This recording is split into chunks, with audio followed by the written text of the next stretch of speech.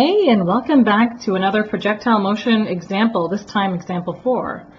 A ball thrown horizontally at 22.1 meters per second from the roof of a building lands 35.0 meters from the base of the building. How tall is the building? Okay, first thing you want to do in a physics problem, if they don't already give it to you, you draw a picture. Right, so here we go. Here's going to be my building. Remember, it's not about being artistic in physics, it's about getting the idea across as simply as possible without losing any detail in the information. Okay, so there's our building, there's our person on the roof being extra careful, right? They're going to throw the ball. Now, here's the thing. You see how in the question they say the ball's thrown horizontally? That means the initial speed only has a horizontal component, and that Vy naught, the initial vertical component of speed or velocity, is 0. Okay, so this is going horizontally at first, and then the trajectory falls down due to gravity. Okay, now we know that it's thrown at 22.1 meters per second.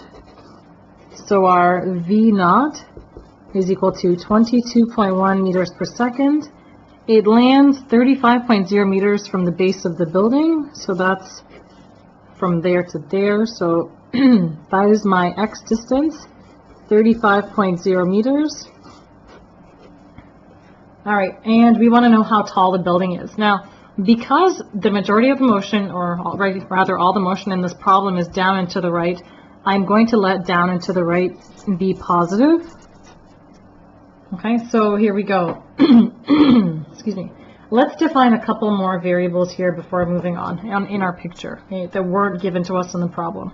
Okay, now V naught, as I mentioned earlier, 22.1 meters per second, but because it's thrown horizontally, that means that number right there in its entirety is V naught x, and because acceleration in the x direction for projectile motion is 0, that means that is the same thing as Vx. So we'll say since Ax is 0.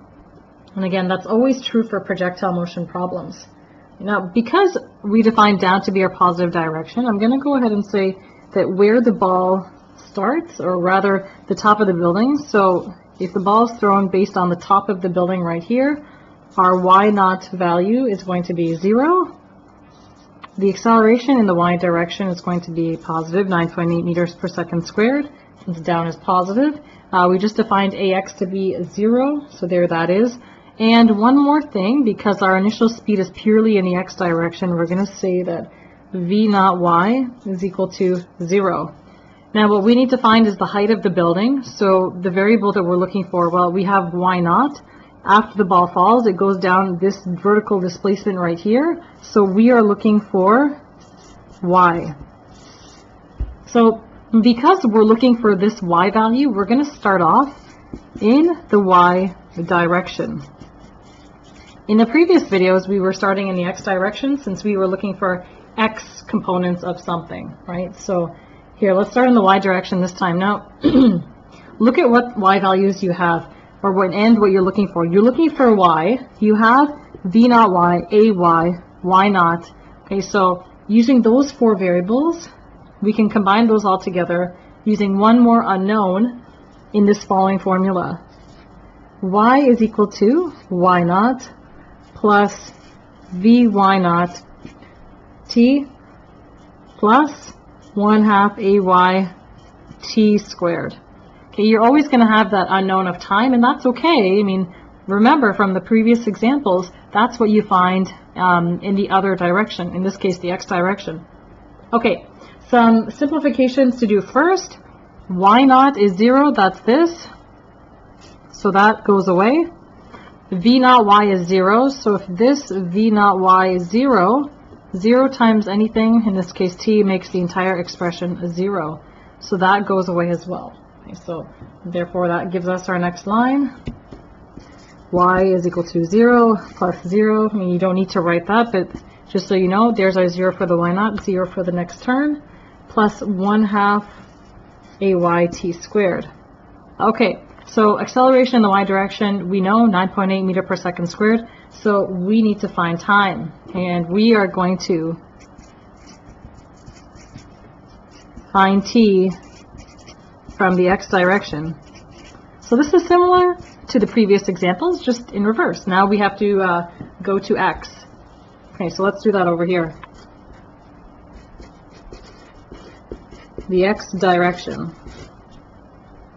Okay, so x is nice because the acceleration in the x direction for these problems is always 0 for projectile motion. Remember, that means that only gravity is acting on the object in neglecting air resistance.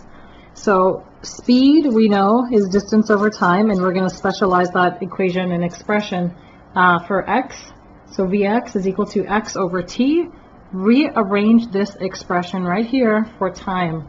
Okay, multiply both sides by t, divide both sides by Vx, and you're going to be left with t equals x over Vx. Okay, so all we need to do at this point is plug our numbers in. So t equals x is 35.0 meters. Vx is 22.1 meters per second. And when you solve that, you're going to get t is equal to 1.58 seconds. Okay, now you take that and you plug that right back in to our original expression. So, so now you have y is equal to 1/2 ay, which is 9.8 meters per second squared, times t, which we just found out to be 1.58 seconds, and that gets squared, don't forget.